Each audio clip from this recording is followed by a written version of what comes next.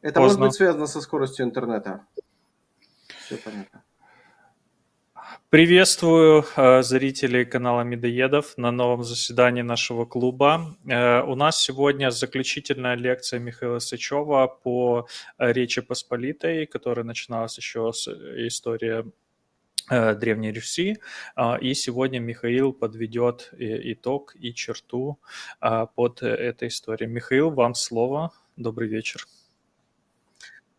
Добрый вечер, благодарю. Значит, очень было интересно раз все, что я здесь рассказывал, потому что это та часть истории, которая, ну, общая или почти общая для Беларуси моей и Украины. И вот с разделами Речи Посполитой, но это не совсем заканчивается там внутри Российской империи. Можно еще говорить о каком-то единстве. Единство так быстро не исчезало, но уже началась национальная история, тем более, что пошла модернизация. Модернизация – это время появления национальных движений. И нация белорусская и украинская, конечно, отдельная, поэтому история пошла такими своими сильно отдельными путями. Но нужно же договорить все-таки о Речи Посполитой, которая была в свое время очень мощной державой, и потом, как мы помним, стала приходить в упадок из-за того, что страшные войны середины 17 века нарушили политический баланс. Итак, мы дошли до первого раздела 1772 года. Покажите, пожалуйста, нам карту этого раздела. Как мы видим, Речь Посполитая потеряла значительные территории, но она и в середине 17 века немало потеряла, прежде всего это левобережная Украина. Поэтому государство-то не погибло, и вот этот раздел совсем не воспринимался как окончание истории. Это воспринималось как такой холодный душ, после которого страна встряхнется и, может быть, что-то сделает с теми негативными явлениями, которые в ней были.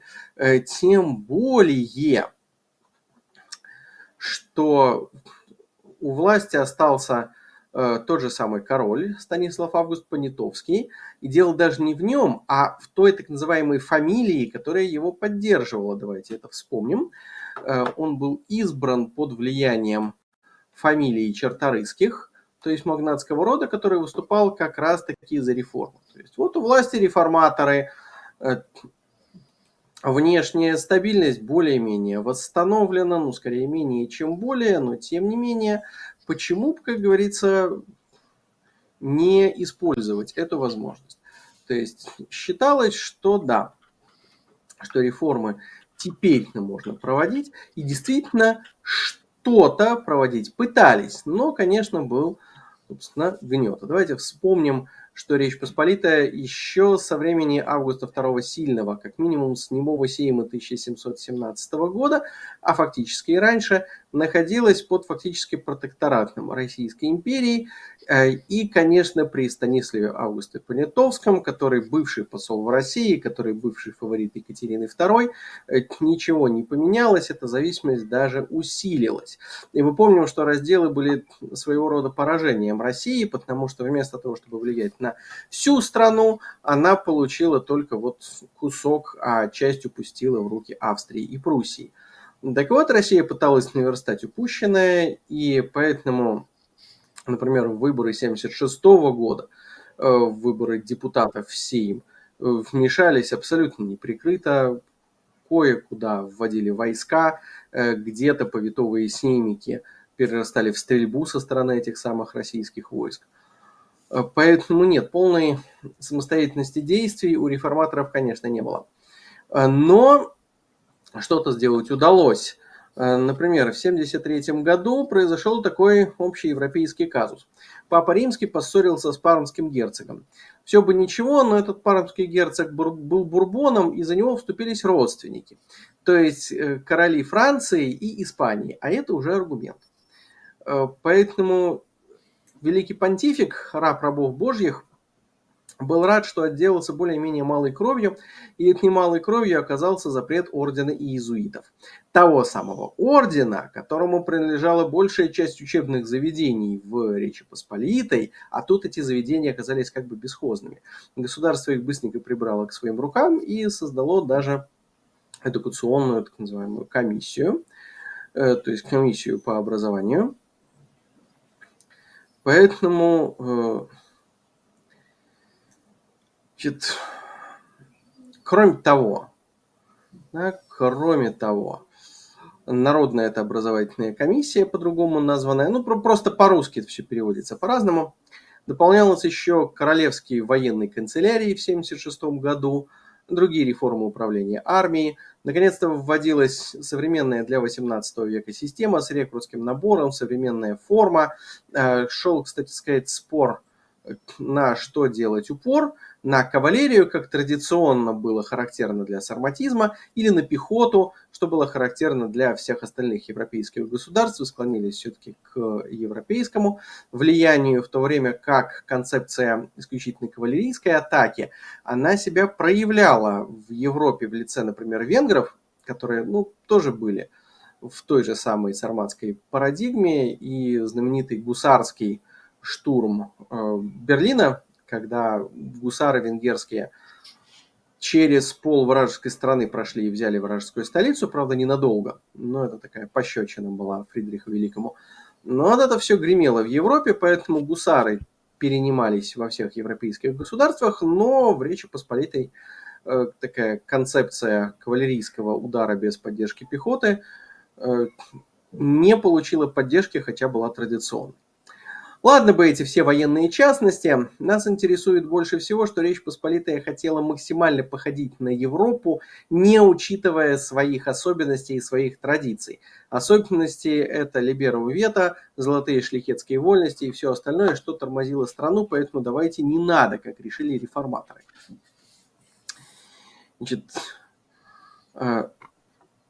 Реформы многие не проводили из-за нерешительности короля и противодействия России. Король с Россией конфликтовать не хотел. Хотя поддержка у него была. Против России объединились даже некоторые магнаты. А мы помним, что первый раздел был проведен не без помощи, так скажем, магнатов.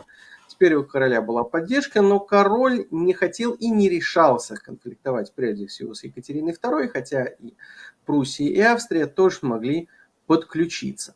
Пытались действовать из эмиграции. Например, один из лидеров Барской конфедерации, вернее, одни из семья Пулавских, которые по большей части погибли в одной из битв. Казимир Пулавский, каким-то чудом выживший, покажите, пожалуйста, его портрет, вторая картинка, уехал в Америку и там стал развивать, вот он, да, и там стал героем войны за независимость США, пытаясь развивать ту самую концепцию кавалерийского удара без поддержки пехоты, соответственно, без того, чтобы пехота тормозила кавалерийское продвижение.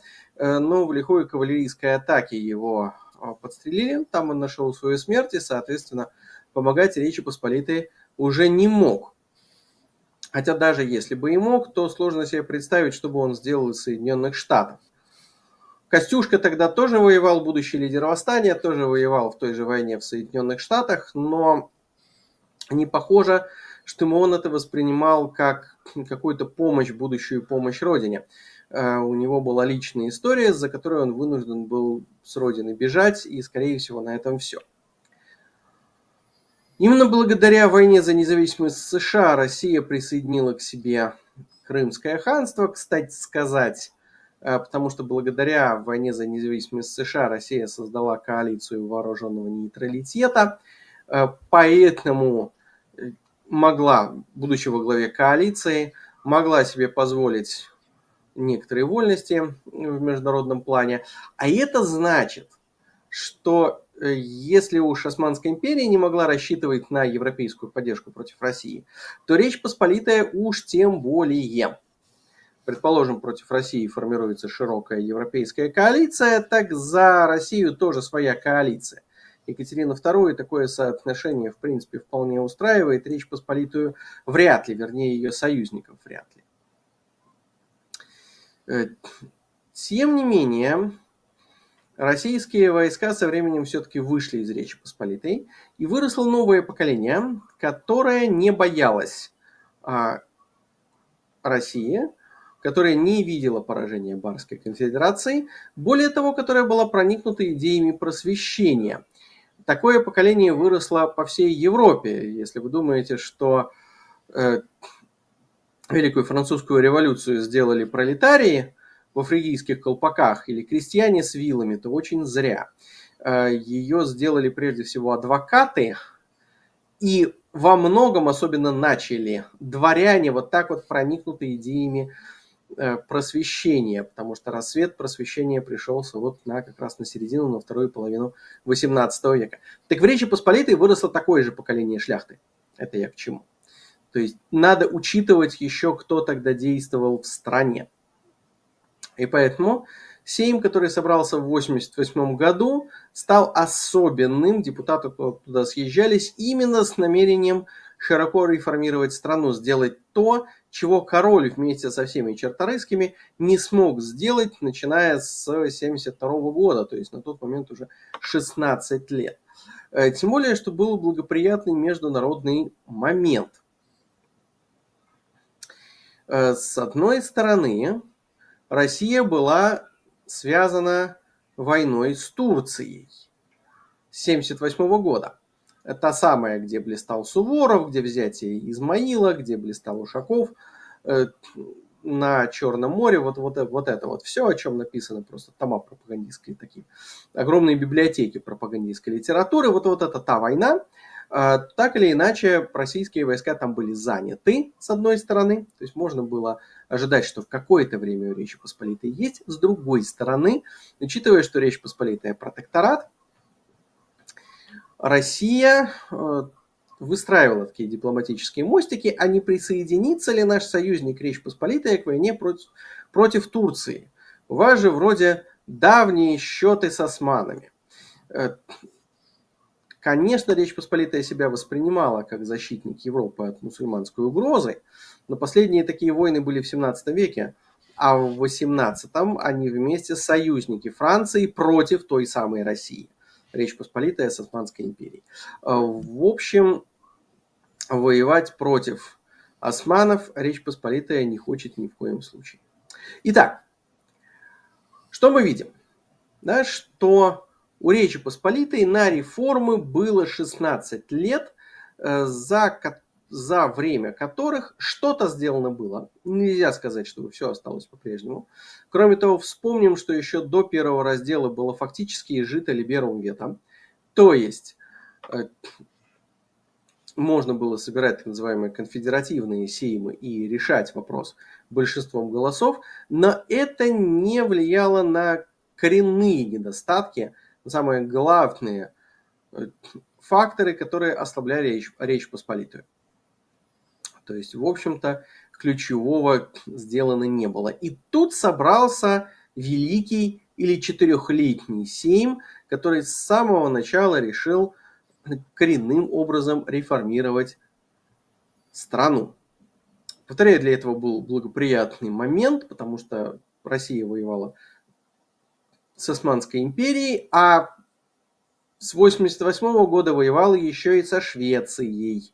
Напоминаю, что османы, Речь Посполитая и Швеция – это обычно общая коалиция против России, за спиной которой стояла Франция. То есть как будто это все возрождалось.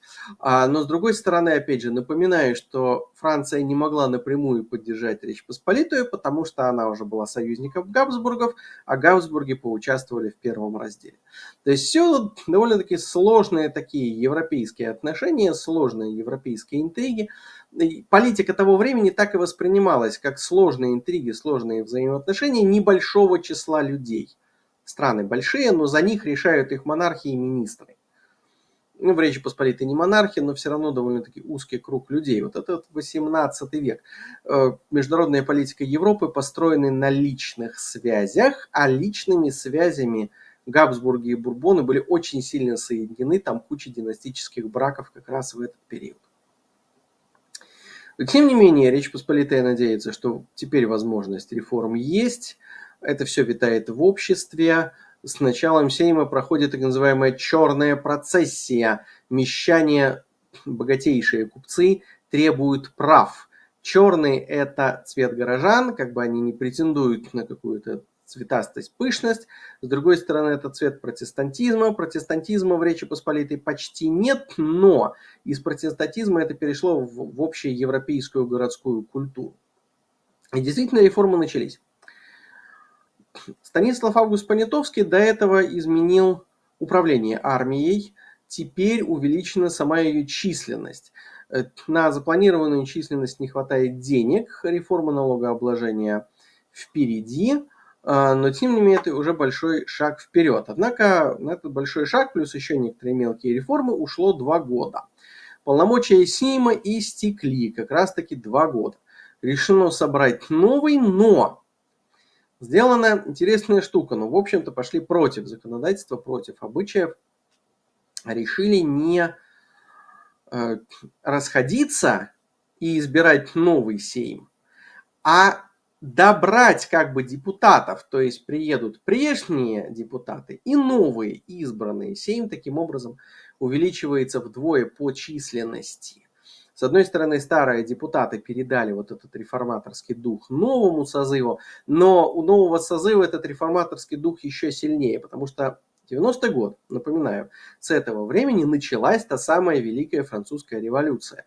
Уже взята Бастилия, уже действует учредительное собрание, уже там во Франции отменены все сословия, принята Декларация прав человека и гражданина, много чего, многие другие реформы сделаны, идет активная разработка Конституции. И вот на этом фоне, на фоне вот этих событий, которые гремят по всей Европе, весть о них гремит по всей Европе, вот на этом фоне проходят выборы, фактически до выборов в Сейм 90-го года. И поэтому новые депутаты, в общем-то, еще более радикальные.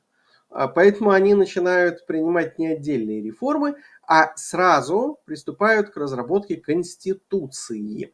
Опять же, повторяю, они проникнуты духом просвещения. Это просвещенческая идея, которой раньше в Речи Посполитой не было, о том, что есть Конституция, и она основа законодательства. И, пожалуйста, следующую картинку. Великое полотно художественное. 3 мая 1791 года принята та самая Конституция, то есть разработанная по примеру французской, она принята раньше французской. Французская тоже в 91 году, но чуть-чуть попозже. Либерум вето ликвидировалось как таковое, уничтожалось много других золотых шляхетских вольностей.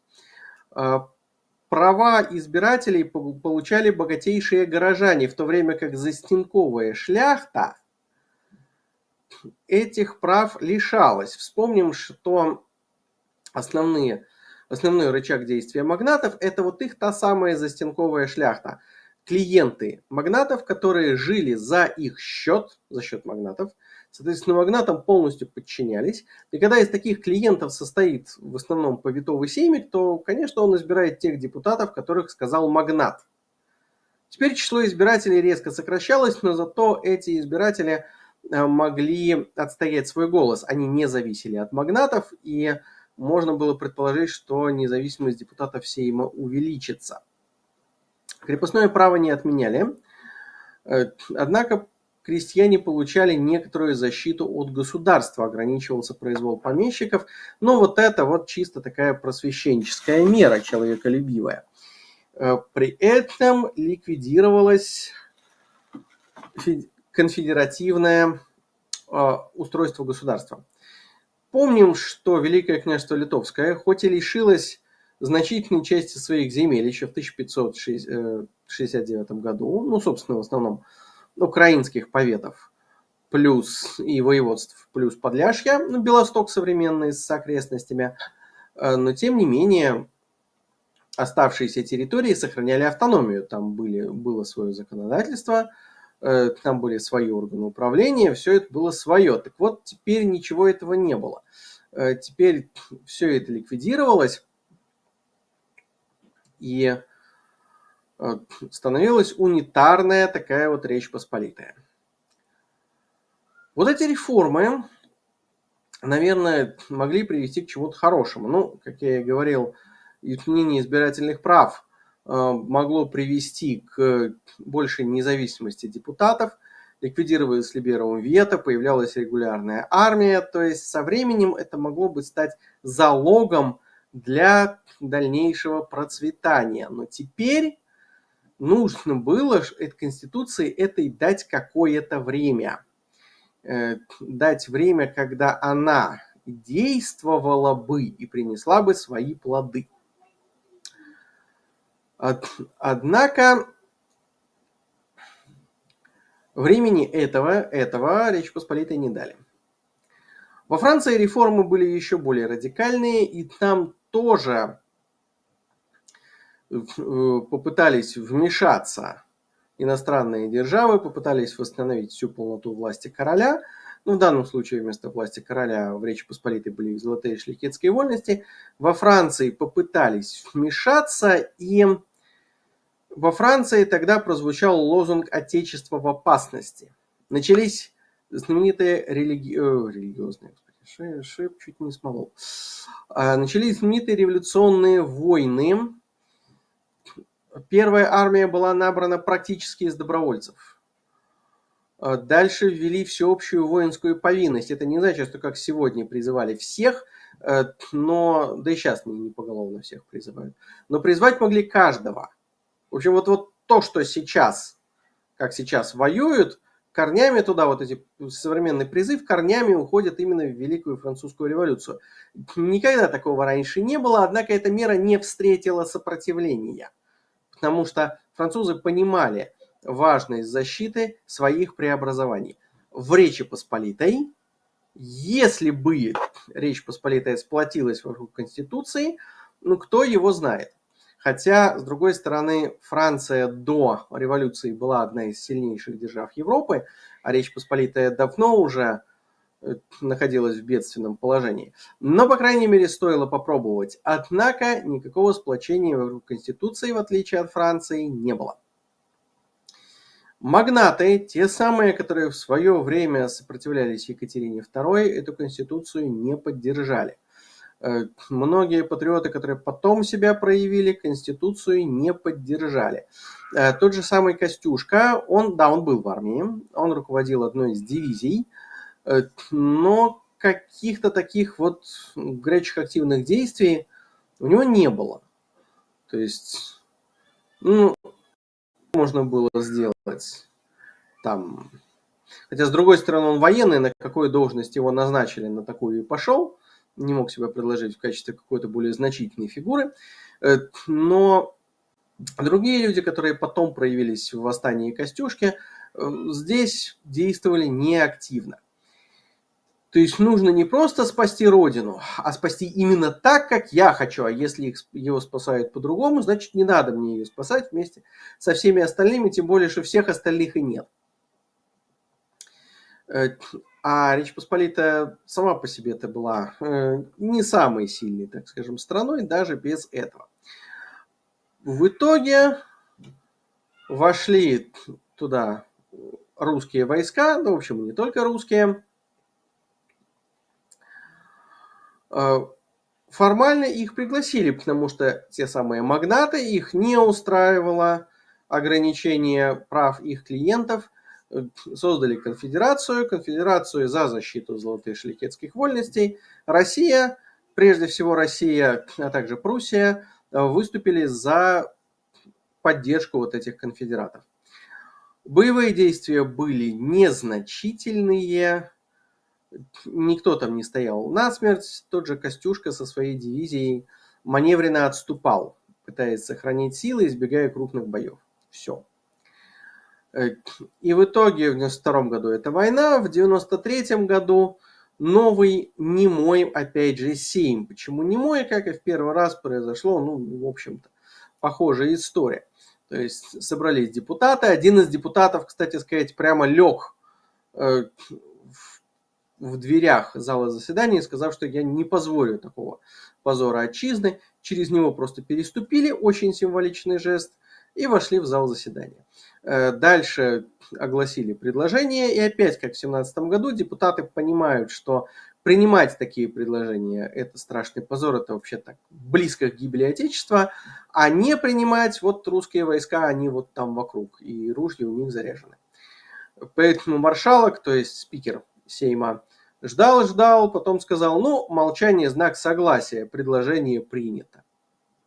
Результатом стала отмена Конституции, отмена всех реформ четырехлетнего Сейма и второй раздел Речи Посполитой. Покажите, пожалуйста, карту.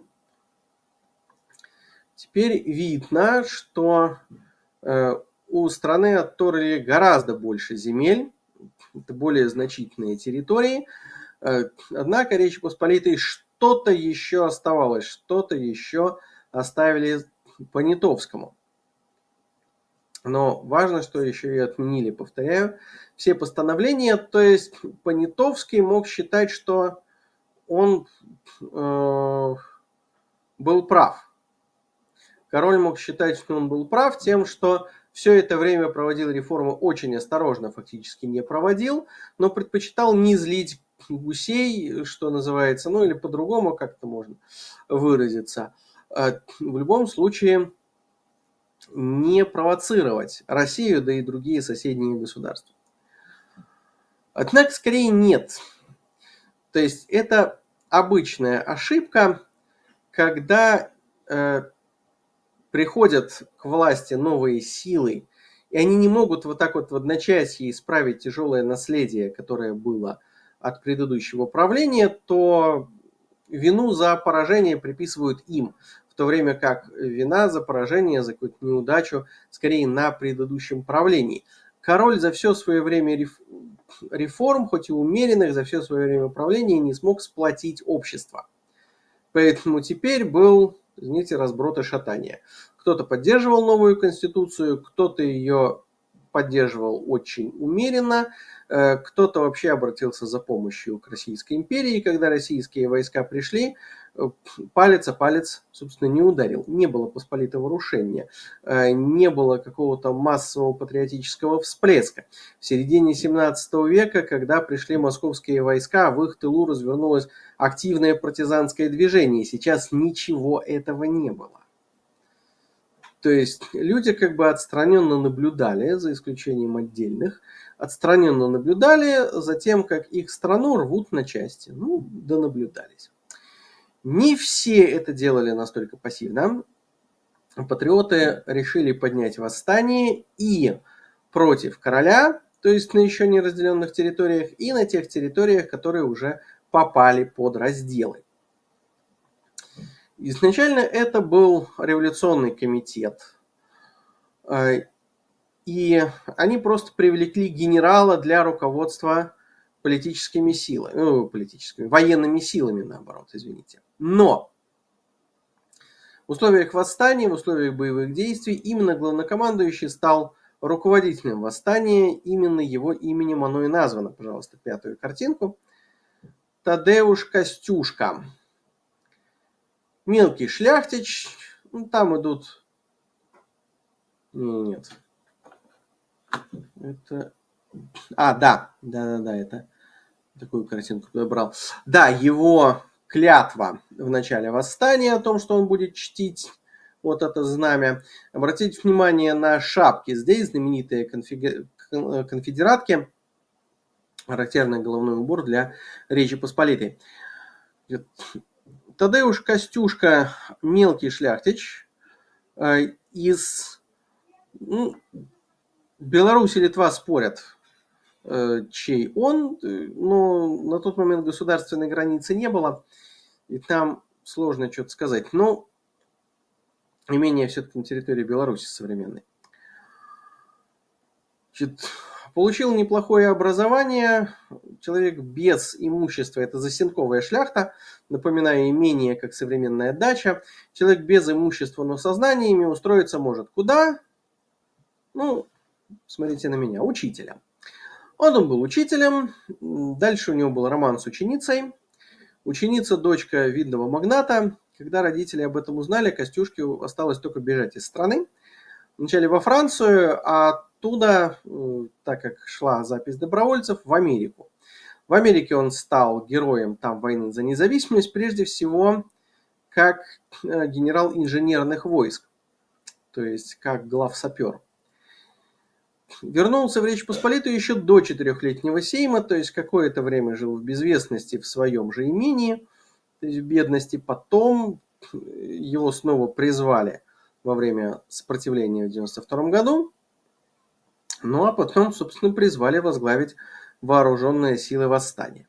Из этого видно, что он не выглядит тщеславным, он не рвался руководить никакими такими политическими силами, но обстоятельства его вынудили. С другой стороны, при всем уважении к патриотическим чувствам всех народов, он не выглядит великим полководцем. Он прославился в Америке, повторяю, как автор инженерных оборонительных сооружений. Это, конечно, важно, но это одна из ролей в армии. Он не был главнокомандующим, и он не руководил самостоятельным корпусом или чем-то таким, не руководил боевыми действиями самостоятельно, всеми их аспектами. И в Речи Посполитой каких-то грандиозных побед он не добился, а исходные условия были плохими. Здесь, чтобы хоть чего-то достичь, нужен был огромный полководческий гений. Почему? Потому что денег не хватало, оружия не хватало. Некоторый патриотический подъем был, и в армии сражались даже крестьяне, так называемые косинеры. Почему их назвали косинеры? Потому что они брали косы, буквально там сельский кузнец перековывал им эти косы так, что лезвие направлялось вперед, получались такие копья, с ними они шли. Почему они шли с косами? Не для того, чтобы показать, что они крестьяне, а потому что на оружие денег не хватало. Армия конца XVIII века сражается холодным, практически средневековым оружием. Костюшка разрабатывал тактические приемы, когда косами вооружен второй, третий ряд, но в каких-то случаях, когда косами вооружены все три ряда, то есть огнестрельного оружия вообще нет, возможно, кроме пистолетов офицеров. И там он рекомендовал выстроить небольшой заборчик, за этим заборчиком, такой гуляй-город, выдержать огонь вражеских войск, потом пойти в штыковую. Но понятно, что исходные данные не самые лучшие. Даже если бы армия была хорошо вооружена, у повстанцев войск было меньше, чем у сил подавления.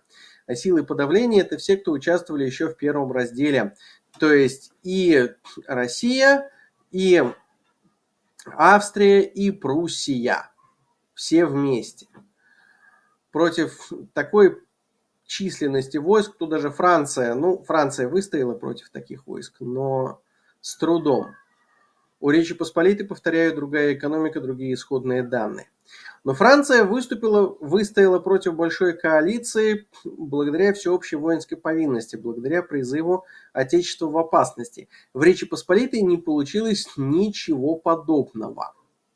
Территории, бывшие в стране к моменту второго раздела, еще более-менее поддержали восстание, и то не очень многочисленно. На тех территориях, которые отпали во время первого раздела, оно вообще нашло очень небольшой отклик. Туда заходили отдельные разъезды, то есть мобильные кавалерийские отряды, пытаясь поднять там местную шляхту, ладно бы все население, хотя бы шляхту, особого отклика от этого всего не было. Некоторые деятели Барской конфедерации выступили вообще на стороне России. Это из лидеров мнений, как это сейчас называется.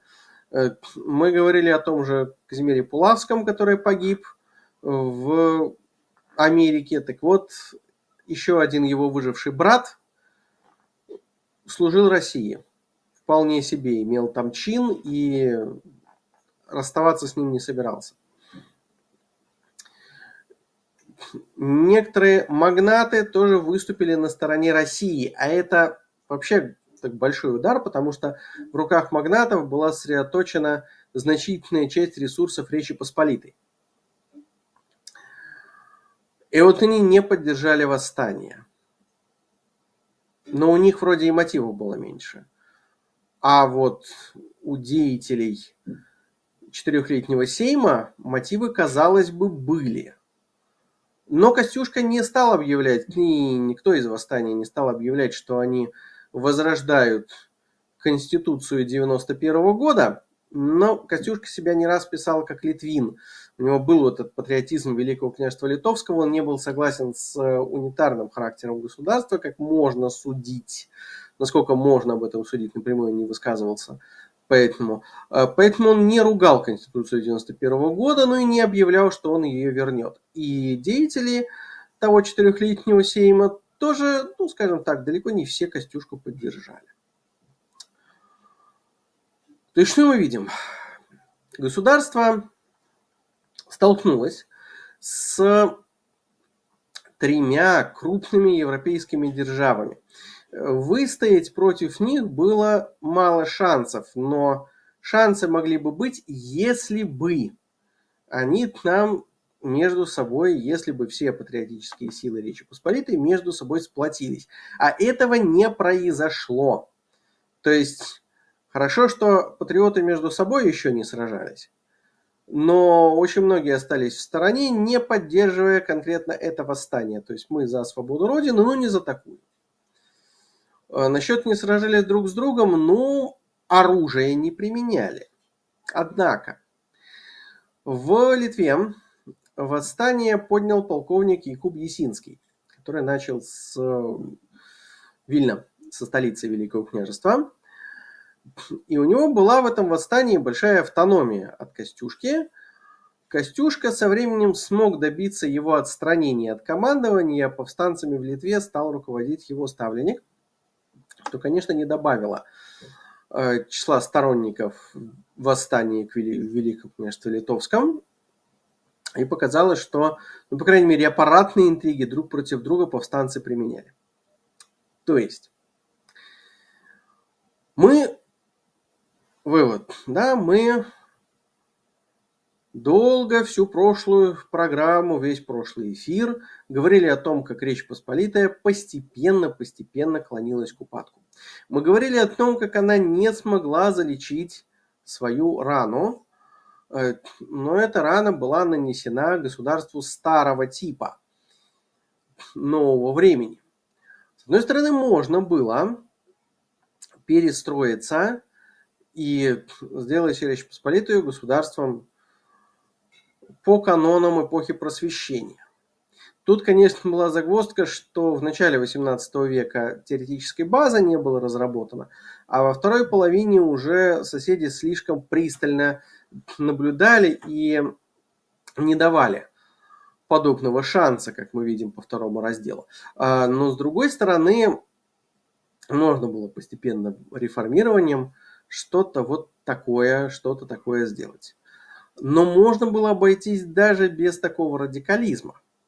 Собственно, Речь Посполитая шла к возрождению. Она шла к тому, чтобы кризис не стал ее последним часом, для того, чтобы этот кризис стал просто стимулом для дальнейшего развития. Это Конституция 91 года. Однако сплотиться вокруг этой Конституции в Речи Посполитой не смогли. Нет, я понимаю все эти возможные возражения. Я понимаю, что слова про то, что Франция сплотилась, вся эта утопия. И я понимаю, что там были силы самые разные, и не только иммигранты. Я понимаю, что по подсчетам современных ученых, там в независимость США только 10% населения были патриотами. То есть те, кто хотели независимости. Приблизительно 10 лоялистами, а остальные 80 отошли в сторону и решили посмотреть, что будет. Но, во-первых, все-таки ситуация была такая, что это было возможно. Во-вторых, силы, отошедшие в сторону, все-таки отвечали на требования всеобщего воинского призыва. В-третьих, все-таки эти отошедшие в сторону силы именно отошли в сторону, а не противодействовали патриотам.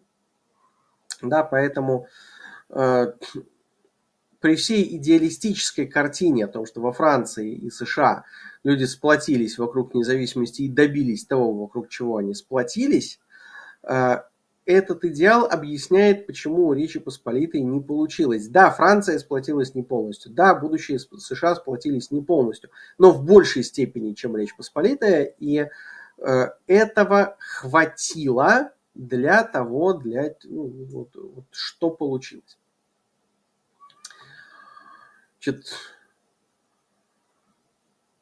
отсюда первый вывод, да, что разногласия внутри страны, они, конечно, могут быть, но они должны губить страну как таковой. Но это только первый из выводов. Почему мы, собственно, сделали такой вот большой, длинный, не скажу цикл, серию эфиров? Можно было бы для такого вывода просто дать этот последний эфир, но максимум еще там 18 век до этого рассмотреть. Дело не только в этом. Конституция 91 года могла бы быть во многом спасением для Речи Посполитой, но она многим наступила на мозоли. У Великого княжества Литовского, как мы говорили с первого моего эфира, с второго эфира этой серии, была своя, очень такая древняя история, и шляхта, то есть общество страны, ею гордилось. Я напоминаю, что историю люди воспринимали как деяние своих предков. То есть мой предок сделал вот это, вот еще один мой предок вот это, тем более, что они помнили не только прямое генеалогическое древо, не только прямых предков по мужской линии, но и многочисленные боковые ветви и родственников жены, и родственников матери жены, и все вот это вот. И все это работало на то, чтобы процветало Великое княжество Литовское. А тут взяли и одним росчерком пера уничтожили вот эту вот автономию. То есть реформаторы, конечно, сделали много хорошего, но где-то и рубили с плеча, чего делать, возможно, не стоило, тогда бы это усилило единство. Дальше. Отмена прав застенковой шляхты, конечно, была нужна, да, конечно, решала проблему. Но с другой стороны, мы помним, что все шляхтичи, да, они паны-братья, они себя воспринимали как единый народ. Почему нужно лишать права голоса одну часть народа и оставлять ее другой части народа? То есть это целый ряд таких весьма спорных мер в Конституции, которых можно было бы, пожалуй, и не предпринимать. Какая альтернатива? Я напоминаю, что шляхта, по крайней мере, в 17 веке воспринимала себя наследником Римской республики. К 18 веку под воздействием эпохи Просвещения это было уже устаревшее представление, но тем не менее про Рим они помнили, тем более, что, в общем-то, образование в Европе состояло и в изучении римских примеров, римской истории, римской литературы, не только из этого, но во многом.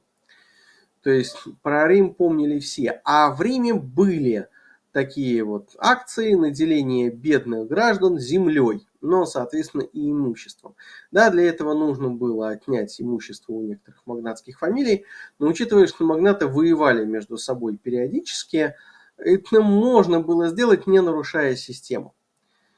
То есть застенковую шляхту сделать не застенковой, сделать средней, по крайней мере, часть, и таким образом восстановить баланс политических сил. То есть можно было, это один из примеров. Я сейчас такой советчик с дивана, сейчас вам буду рассказывать, что им там 200 с лишним лет назад нужно было делать.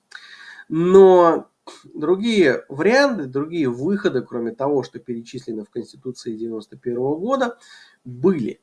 То есть, с одной стороны, народ, имеется в виду, конечно, не крестьяне, они некоторые в кассинеры пошли, и слава богу, прежде всего шляхта, не сплотились вокруг вот этих реформ, шляхта-магнаты, не сплотились вокруг попытки спасти Отечество. Но с другой стороны, и те, кто предпринимали эти попытки, не скажу, что были гениями административной мысли. То эти попытки слишком робкие, как у короля между первым и вторым разделом, то это сразу реформы кавалерийским наскоком, без учета того, кого эти реформы обижают. И, наконец, та черта, о которой мы говорили в середине эфира, о том, что Речь Посполитая опиралась прежде всего на европейский пример, не учитывая собственные особенности. Здесь это тоже чувствуется. Начиная от регулярной армии, вместо того, чтобы реформировать посполитое рушение. А посполитое рушение – это та самая всеобщая воинская повинность, которая спасла Францию, которая потом стала европейским стандартом. Можно было ее развивать и, обойдя рекрутский набор, ее сделать основой, скажем, основой вооруженных сил. Для этого требовались большие реформы, но тем не менее можно было, так сказать, предвидеть будущее таким образом. Мне легко говорить, я это будущее знаю, но гении такое могут. Опять же, зачем унитарное государство? Опять же, европейские государства сплачивались вокруг короля, и все вот эти автономии, вроде каталонской и так далее, баскской, они подчинялись единой королевской воле. То есть, да, в ликвидации автономии Великого княжества Литовского видна та реформа, которая во Франции прошла, опять же, с революцией, уничтожение административной разницы в законодательстве между разными провинциями Франции. Но одно дело Франция, другое дело Речь Посполитая. Совсем другое. Поэтому, скажем, в этом тоже можно увидеть ошибки реформаторов, которые привели к тому, что вокруг их реформ не сплотились, которые в итоге привели к гибели Речи Посполитой. Это все, конечно, мое мнение. Тем более, что мы здесь уже вступили в область сослагательного наклонения. Кто со мной не согласен, пишите, пожалуйста, в комментариях. Кто согласен, тоже не молчите. Я своим эфиром хотел дать информацию и дать пищу для размышлений. А, конечно, не истину в последней инстанции. У меня все. Спасибо, Михаил. Очень интересная лекция. Пока вопросов у нас в чате нет. Возможно, что-нибудь появится. Друзья, я пока хочу напомнить, что, пожалуйста, ставьте лайки, подписывайтесь на канал, подписывайтесь на спонсорство. Помогайте нам развивать наш проект. И мы еще добавим в описание к эфиру сбор для ЗСУ на генераторы и средства связи для 61-й бригады. Вот, примите, пожалуйста, тоже участие по возможности. Да, и Михаила хочу поблагодарить по предоставленной информации. Мы продолжим еще серию по падению других империй. У нас еще впереди распад Советского Союза, как минимум. Вот. И я хотел бы тут еще резюмировать то, что, в принципе, к распаду любого государства приводит отсутствие субъектности, отсутствие видения элит, как развивать это дальше государство и, в принципе, коммуникации этого видения с массами населения. Потому что, как вы, Михаил, заметили, что одной из причин было упадка Речи Посполитой, была пассивность большей части населения, которая просто отошла назад и так в сторону, и пассивно наблюдала, что будет происходить. Вот вы говорили про войну за независимость США, да, где 20% населения участвовало активно с двух сторон. Одни были роялистами, другие выступали за независимость. Это уже очень большая доля населения, и если мы там будем смотреть по всяким математическим раскладкам и по нормальному распределению, то это, в принципе, все активное население, которое может быть там от 20, максимум 30% всегда. Как бы остальная часть населения, она более-менее пассивная. То есть очень важно, чтобы была критическая масса активного населения и видения от элит для дальнейшего развития государства. Это может послужить таким запобіжником, як кажуть українською мовою, от розпаду государства. Спасибо за предоставленный микрофон. По империям это, конечно, абсолютно другая серия. Мы ее, естественно, продолжим. И там у нас и после Советского Союза будут, я думаю, про другие империи. Речь Посполитую империи я бы не назвал. Тут не было ни единого такого общего центра. Это все-таки конфедерация, ни других черт империи. А по империям поговорим. Да, конечно, и то, что вы сказали, выводы очень важное. Все это правда, все это важно. Уважаемые зрители, все это помните. Как говорится, мы не сказки рассказываем, тут лжи пытаемся не говорить. Если какие-то неточности, то опять же указывайте. А намек вполне себе прозрачный. Даже не будем конкретизировать. Все. Спасибо всем за внимание. Да, всем спасибо. Спасибо Михаилу. Увидимся с вами на следующих заседаниях клуба медоедов. Всем доброго вечера и несите мед.